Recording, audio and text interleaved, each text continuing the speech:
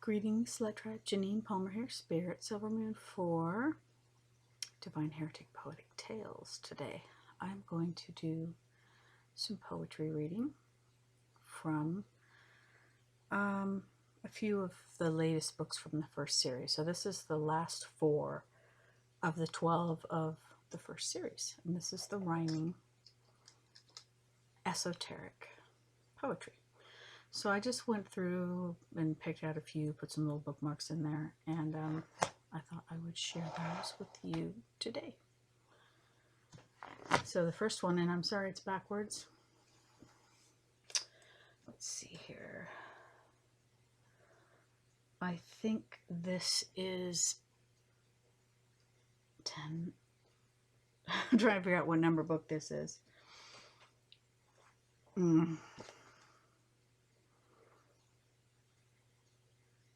I think this is 11. No. This is 9. This should be book 9. Divine Heretic, Song of the Seraphim. Anima Mundi is 10. And Echo of Thunder is 11. Sword of Truth is 12. So I'm just going to slowly go through these. I read these from time to time, but someone who I follow who does energy work was reading some druidic poetry last night, and it was really cool, very peaceful and relaxing, and I thought, I really should start doing more of this too myself. Okay, so this one is from, it's called Divine Heretic, Sword of Truth. This is the 12th, volume 12, and this one's called Swords. Whether of Excalibur, whether sword of Joan of Arc, whether sword of a mighty knight templar, they are aspects of divinity's spark. Swords they use to cut away, chords to dark endeavors, chords of lower vibrations and notes, chaff and choking weeds to sever, things which filter or obscure, paths of clearer sight, incompleteness creating suffering, and lack of knowledge is the plight, missing facts which misdirect us down some rabbit hole, not seeing the light in our brethren, therefore not seeing our own glow. When we learn to master certain grueling tests, we might learn to greet the silence, where truth will always rest. Holy, holy, holy, how do we work for love while here? How do we learn to let love flow? How do we make it clear? Swords of warrior angels in action then and now, as we rise back toward divinity and our experiences show us how. Okay, that's it for that one. I'm going to do 2 more from this book. Okay, this one's called What Feeds the Passion? Whatever feeds the passion might get incinerated or burned. What is yet unknown might be on the page we haven't turned, flaming like the phoenix, as transformation so unfolds, as we create by word and deed, as our stories now are told. What feeds the passion of a calling? What mission do we recognize? What is hidden just out of sight, beyond any intoxicating disguise? What is the inspiration for anyone to do works, good or bad? How often is it pain and suffering, or remorse for what we had? What we have here is always temporary. It's meant for experience to flow. It's meant for wisdom and knowledge to filter through what was unknown. When the passion is the suffering, what feeds it then and now? How do we process and release? Experience the choices, experience and choices, show us how. What do we learn to let go of? And in what way does it serve? How and when do we remember to restore our radiant verb? Whether the passion is divine inspiration, which we might not be able to explain, or whether passion is the suffering by which we're meant to gain. We are unfolding like a flower to music we cannot hear, to music we create and respond to what is recognized as dear. The passion is the creation or the destruction which needs to be for us to work our way back toward love, back to what is true and free. Okay, so actually there's two more in this book. Okay, this one's called Rare and Precious. Why is it so difficult, I wonder, to let go of hatred and rage? What does it serve to hold on to it, not turning another new page? Does it come, or does it become part of our identity? To hold on to something dark that needs to be fed? What will you feed when it's devoured in your heart? Why does it rule your head? Do you think it's possible there might be parts of it you don't understand? Are you lacking any pertinent information that might chain you to where you stand? Has that anger become part of you, something you can't live without? Is it easier to numb it or ignore it rather than rip the bastard out? Is there still love, rare and precious, somewhere within your tomb? Can you hear it faintly whispering to you from your forgotten creative womb? Have you abandoned your inner child somewhere because hatred had taken the stage? Does the anger get all the attention? Has it promoted itself now to rage? Is any part of you stronger than that? Do you know there is great power in letting go? Do you know about raising your vibration when there is no victim in tow? What have you learned on this journey? What wisdom do you now store? How do you apply it now? No longer hatred's support. Okay, that's enough for that one. And this one is called Knowing Grace. She was walking along a crooked path where light sometimes filtered in through the gnarled branches of experience, between the silence and the din. Sometimes she tripped on unseen roots, sometimes she merged with the trees for peace and truth through ancient wisdom, as she was always part of these. Dark creatures skittered along her path, dragging their wounds behind, hissing and snarling in fear and ignorance, the aspects of the spiritually blind, forgetting their connection to something higher, revealed through their behaviors often foul, forgetting their eternal worthiness, getting cut up beneath the plow. In a meadow of grace, in beams of light, in gratitude she kneeled and then stood, as she was filled with the light of spirit, and she threw back the veil of her hood. In the mystical realm of the forest, where she would go for her heart to heal, to restore herself to balance, away from illusion and what wasn't real. And through the divinity of silence, through releasing what did not serve, divine light filled her and healed her, restoring the radiance of her verve. Her light was a brilliant power, even if she didn't fully know. It would repel those not ready to transform, and often help heal through divinity's glow. Gratitude flowed through her essence as her own love began to flow forth, as she awakened to the truth of divinity, which directed her on her course Sacred is a memory. It is an essence of the divine. Sacred is an unspoken beauty, which is always yours and mine. Sacred is to be rediscovered in and out of this physical space, beyond the shackles of certain things, as we return to knowing grace. So that's it for that book. And so here's some from Echo of Thunder.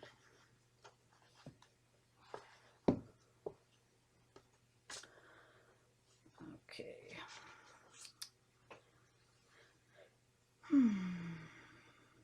So I'll do two here. They're next to each other. This one's called An Old Book. Once I had an old book of poetry I really loved to read. Sadly, it was lost in a fire, but not before it planted seeds. After certain tragedy, after the effects of certain loss, I began to heal through the written word. As I began to rise above the dross, I began to write my own verse. As wisdom filtered through, I began to tap into much deeper love, as spirit whispered to me anew. Poetic lines like healing spells, from divinity they flew, through the channel or conduit of me, to be shared through grace with you. This other one's called Bridges. So many bridges lead me to home. Some are invisible and some are not. Some of them are created by us, by our endeavors beyond what we forgot. On some of the windows are curtains. Sometimes we can't see beyond. Sometimes we have sacred visions to which our souls must always respond. Sometimes we discover great callings through incredible suffering and loss. But what is gained in the aftermath is priceless no matter the cost. The bridges are woven together through lifetimes of tragedy and love, through flame and great atrocities, as below and so above. Okay, let's see. The one I'm going to read next is called Activate. To activate any grandness from any being now, to be attentive to what is spoken, to what is planted behind the plow. What is added to the fertile soil? Add not poison to the mix. What goes into what will be consumed? What flavor is served upon your dish? How do you treat any other? And what does it say about you? What story does your energy tell? And what sticks to it like glue? What do you draw in by your actions? Are you pleased with the responses you get?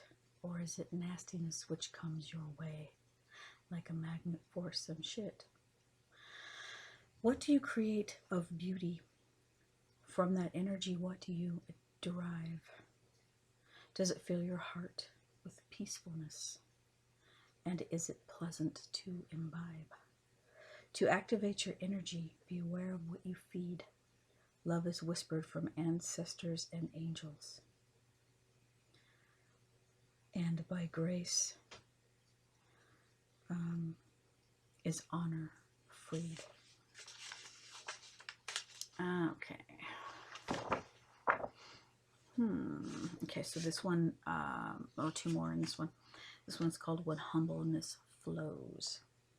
Through great journeys of experience, through the realm of mystery's gates, as we heal or harm through creation, whether pre-agreed or destiny or fate, unfolding to our knowing, come certain revelations, which hopefully will redirect from places of stagnation.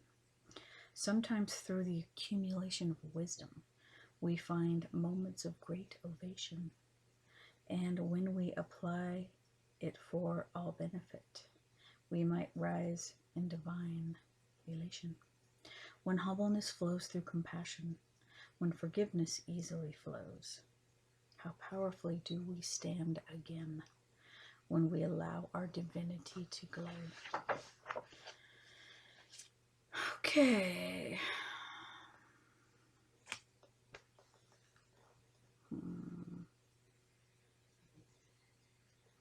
So I think I might just read these two. One's called Silent Rage and one's called Sacred Braids. Silent Rage. Clans torn apart by ignorance, those who suffer in silent rage, those who haven't yet quite figured out how to turn another page. The anger we carry in suffering, the ways we don't know how to let go, the darkness which seems to interfere, we can't yet overthrow. The rage which is connected to sadness, misunderstanding, jealousy, and wrath. The rage we must release and somehow make peace with to take our power back. The key, also known as forgiveness, which fits so many unknown locks. The match, the tinder, and the fire to burn dogma's rotting box. How deeply we love our children from the love which came before, and the light which always shines through them, so many awaiting new doors. The way we don't want to say goodbye, because in some ways we never will, because somehow we are always connected, especially when we are still. Okay, Sacred Braids. Long live love, the sacred power, as it flickers through illusion's veil, as it is woven into creation's loom, as knowledge or ignorance continue to prevail. Long live compassion in this world, as it flows through the damaged conduits of so many hearts here, as it seeps out of the bullet holes and cracks to reach those who need to heal through broken mirrors. Long live traditions and legends for the particular knowledge they offer, as we add to it and open slowly to the treasure contained in our inner coffers. The traditions don't contain all knowledge. They point to a particular way. Unknown and unseen knowledge swirls around us, woven through creation into sacred braids. Okay, I'm going to do some from two more books here. This one's Anima Mundi, which is number 10. Okay, I just kind of flipped through here and put some markers in here. I didn't mark this one, but I think I'm going to read it because I opened to it. This one's called Catalyst of Darkness. Oh, what I learned from how he tested me, which at first I didn't understand at all. First I had to remove the darts and arrows and take down my protective walls. I knew that he was wounded. I didn't know he would take it out on me. I didn't know the heinousness of misperceptions or how they could make me bleed. I didn't understand how he could do it. I didn't think it was fair. I didn't like the toxic fumes oozing from his lair. I cut all cords from him with my mighty sword. I took my divine power back. No longer would I associate with his darkness and the foul ways he would attack. Lo and behold, I began to learn about things unpleasant and vile. But it's also important to point out it was making me stronger all the while. People can unknowingly become instruments of the evil of darkness's stage. They become unwitting pawns and puppets of jealousy, wrath, and rage, playing out their dark, unconscious impulses upon those they profess to love. And red became the once pristine wings of the wounded wings of the dove. He probably didn't mean it. And what became a superpower for me was not to hold it against him, which translates into me being free. The encounters with evil through people or situations dire and dark might be the catalyst we unknowingly need to kindle our own divine spark. In this case, evil meaning lower vibration. It means ignorance of the incomplete, which can be a thief of your energy after vampires no longer replete. Okay, so this one, I think it was going to be fragments of the mystery. Falling down the mountain to a valley far below, and dimmer seems the light from us, which used to shine and glow, scattered on the ground around us, buried or in plain sight, our treasures sometimes recognized, which guide us from our plight. Hidden caves of wonder, sometimes discovered along our way, especially as we become stronger through fears and falsehoods slayed.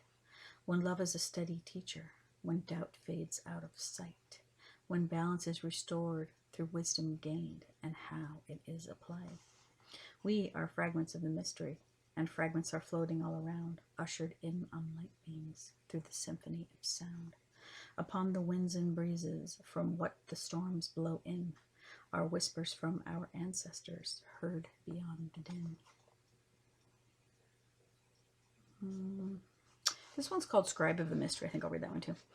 A wooden table in a tower, a candle flickering there in the night, a quill scratching out letters on parchment, and through it flowed great light, writing down secrets of the mystery for the few who would be able to tell, for those whose hearts and minds were open enough to discover wisdom where it dwells, those who knew not to fear God, those who could tell the difference between truth and falsehood, between what was taught and what was gleaned, as God works in mysterious ways, having nothing to do with fear or control. Each person must discover their own divine spark and endeavor to kindle its glow. The tower was a place where the scribe dwelled, with secrets not ready to be shared. Not everyone was ready for divine truth. Through individual revelation, it is bared. Knowledge exists between ignorance. Darkness is where ignorance dwells, in a realm of disconnection, also known as hell. If fear becomes a ruler, then in ignorance does one swim, treading stagnant water, where one's journeys begin or end. Whispers from home will call to you. Can you hear them above the din? Are you beginning to remember your magnificence once again? In the tower is stored great wisdom, also known as the kingdom within. In your own tower, great treasure is stored, calling you home once again. Okay, let's see what else we've got here.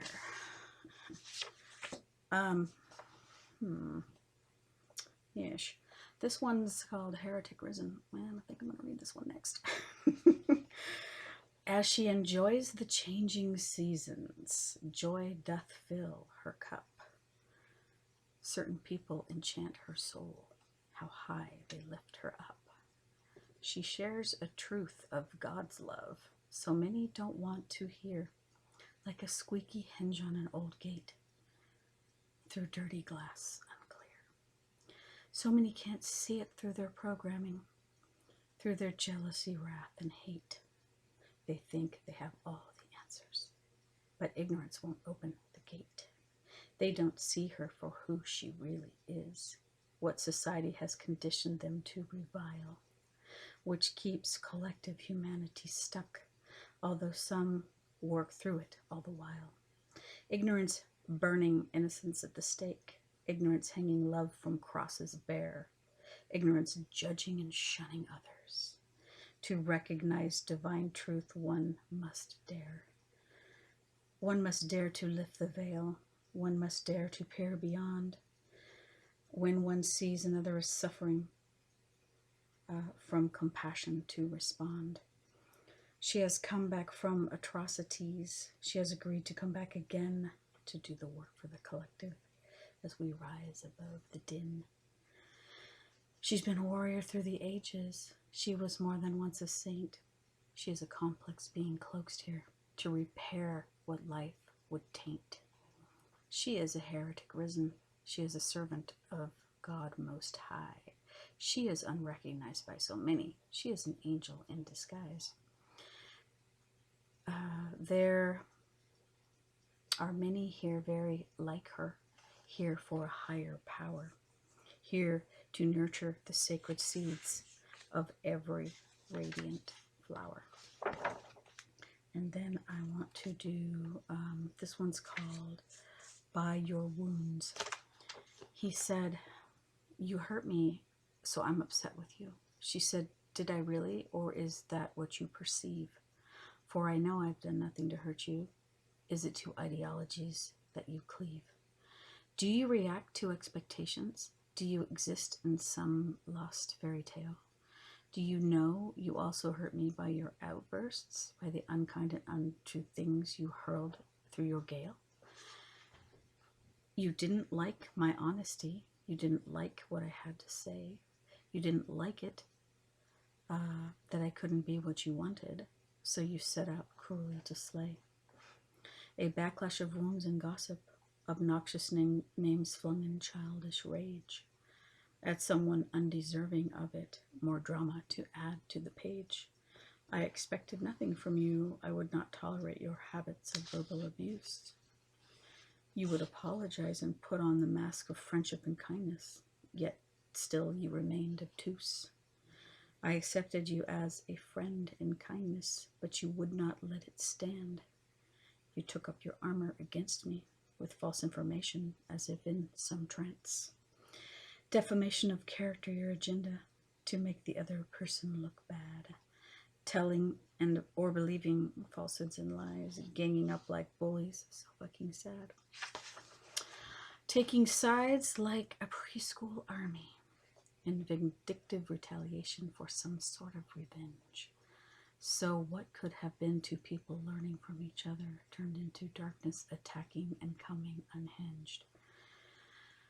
Over and over the patterns and habits set to destroy, to place blame and find fault in another, so responsibility need not be employed. Imagining harm was done to you by believing what was not true. You hurt other people who meant you no harm, as misperceptions stuck to you like glue. But what a learning experience for me to stop trying to be so nice, to not allow myself to be a target or a doormat, to disengage from wounded vice. No more projecting your issues at me. I can recognize it a mile away.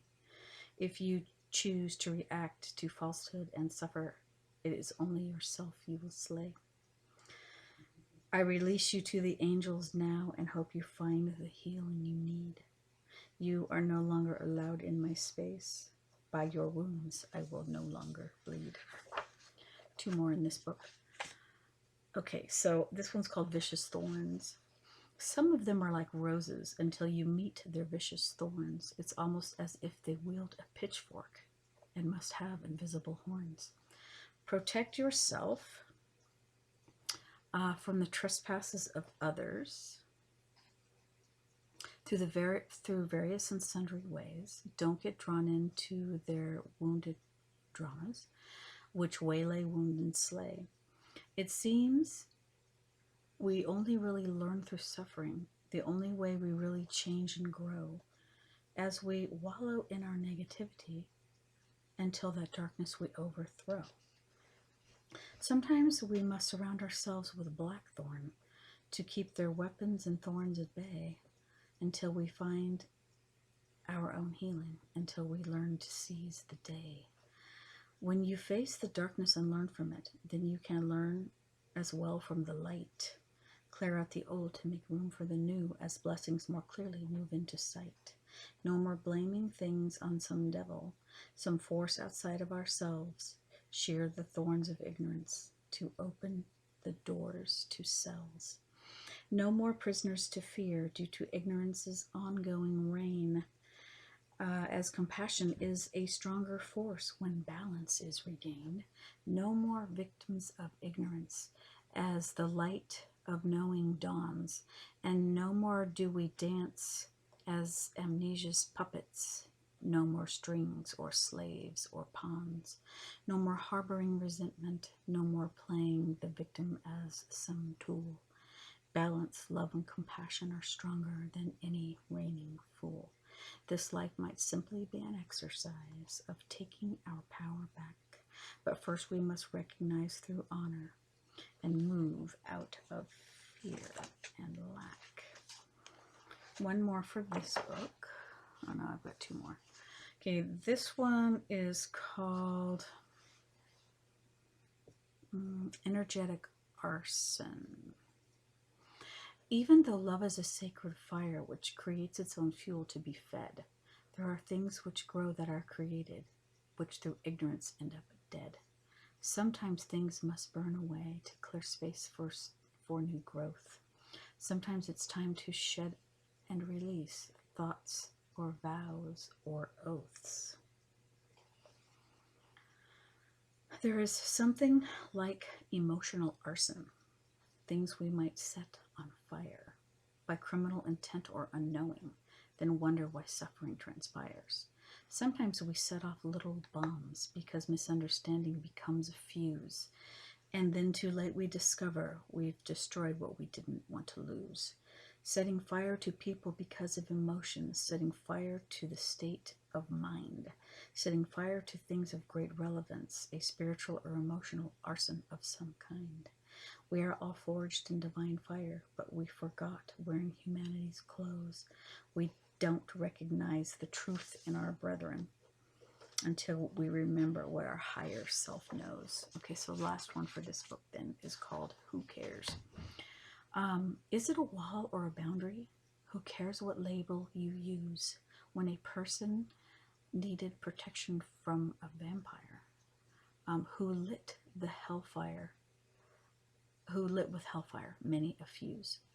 The purpose of the writing is for healing and to laugh, to heal the effects of the wounded child who wields a lethal gaff. Heal your dear inner child, whether it's crying or screaming inside. It's time to come out of the dungeon. No longer must it hide. Don't allow it to lash out at others. Don't allow false thought forms to grow and take root. Our relationships will be difficult to maintain, and the effort might be moot. Too many walls will block our own energy. They won't allow certain love to enter again. But boundaries are absolutely necessary so others' negative energies cannot slither in. It doesn't matter what you call them as long as you know what they are, as long as you don't stay attached to the trauma, picking at unhealed scars. It doesn't matter what you call them, but it matters why they had to be put in place. Fill yourself with enough love and they won't be needed. Surrounded in protection by grace. Okay, this last book is Song of the Seraphim. So there's a few in there I'll read too. Okay. A shortage of love stories. Love wrenched from our very arms, or so it seems you see, for the love which we all come from is always part of you and me. Love which seems to go away is never really far. There are times we just can't see it through the haze of many scars. Our armor and our castle walls block love out sometimes. So busy trying to prevent future pain, we sabotage what's yours and mine. There seems to be a shortage of love stories, but if you look, they're all around. So much love is shared on this planet, but like a fish, we cannot drown. There are places and there are people where love seems to be in short supply, whether they block it or it's just not time. It can always come from you and I. Love stories are the most beautiful things on earth here we can create, even though our kindness to animals, even through our kindness to animals, we can reverse the effects of hate. When people do not love themselves, they might lash out at others in the cruelest ways, but we can all help each other to heal, to clear the slate for better days. Love stories are woven individually in the language of our hearts so dear, with guidance from our spirit and soul when we don't see things very clear. If you could create a divine love story, what beauty would it contain? How far would you open the door to your heart to receive what you might gain? Okay, this one's called The Ice King and the Raven. Foundations of ice supported him and his frozen heart's hidden door. Shards as sharp as frozen glass. I didn't know him anymore. A rose in suspended animation. encased in frozen light, waiting for the heart to thaw, in shadow like perpetual night. Trapped in a holy castle of his very own making, frozen arrows loosed in reaction, creating prisoners for the taking. His castle became a desolate place, too thick and high the walls, too rusty is his armor, by shadow too enthralled. The raven tried to speak to him, but not yet is it heard, not recognized by a frozen man, that it is more than just a bird. Raven is the keeper of ancient wisdom, a traveler through the dimensions, to help those who are ready to rise from their ashes by their own power and intention. Guides are ever present around us everywhere for those who are open and ready to be released from any snare. There comes a time for the ice to melt. There comes a time to live. There comes a time to release the burdens. There comes a time to forgive. Okay, so this one's called Interpreters of the Gods. People referred to as shamans in cultures far and wide, healing guides for the people to up and cover truths which hide. A combination of doings, however they are drawn, visionary, magician, healer, or poet, as the wisdom of the mystery carries on, to journey to other worlds or realms, to the dimensions here unseen, for healing of self or others, into or beyond the dream.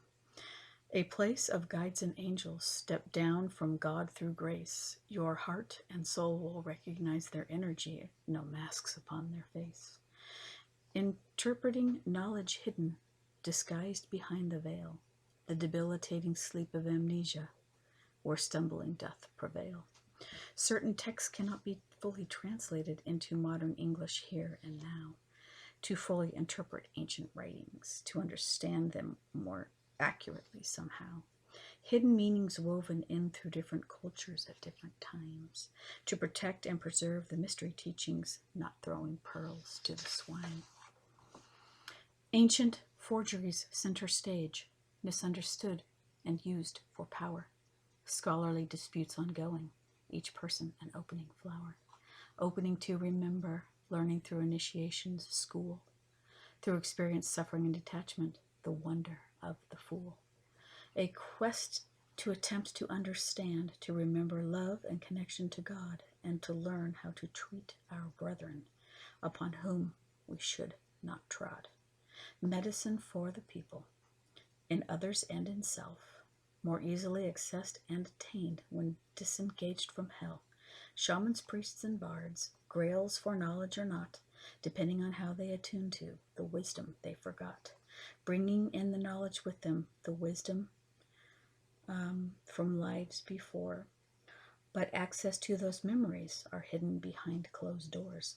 The intuitive ones are messengers who are able to help us to see parts of who we've been before, connected to who we're supposed to be.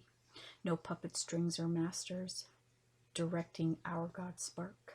No slavery to ideologies, no prisoner to the dark.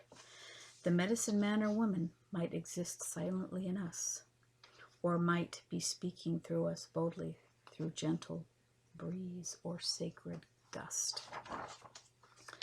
So this one is the fiction to feed them. Fed to us through the millennia, mistranslations served as food through the confusing space of duality between the palace and the hood.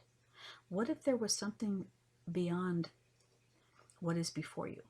What if there was something beyond that book in your hand?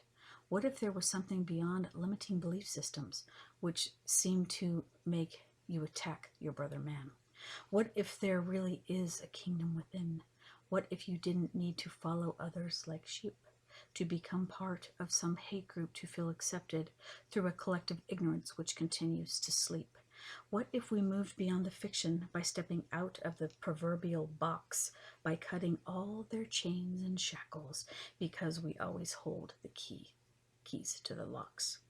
The fiction fed to them was a control system, keeping the fighting and confusion going for millennia and a day, so we would not discover that we are part of the truth, the light, and the way. We are more than they would have us believe. We are love existing in physical form, but that is only a very small part of who we are. Divinity always moves beyond the norm. The truth is always within you, beyond the side you might be called to take, and everything you do on this planet is ultimately for the collective's sake. So this is the last one. This one's called The Key is the Word. Okay, created thoughts now spoken. Speaking through you and me, the word so misinterpreted, not recognizing truth unbound and free. We are the word unrecognized. We are the truth of the word. But due to the veil of illusion, questions and answers go unheard. When we speak from programming, when we speak from ideologies we've bought, it distracts us from our truth within, which is ever and always sought. The words of misunderstanding, of mistranslations noose, of gross misinterpretation, which lights destruction's fuse. The word of truth comes from the heart, working with the mind, elevated above any need for proof that we come from source divine. The key is in your sacred heart, within you is the key. The key that you are the living word, God works through you and me. Whatever image man has made himself in, whatever costume ego wears, is nothing compared to the love undiscovered, which is waiting to be bared. Cutting the cords to dogma, no judgment toward any other. Keys to eternal truth once hidden in every sister and every brother. No labels or denominations of organizations man tried to make, because in the process of ego battles, deeper truths we might forsake. And that is it for this little poetry reading from 4 books. So thank you for being here with me, and I hope that you enjoyed some of the work. Peace, blessings, love, and light.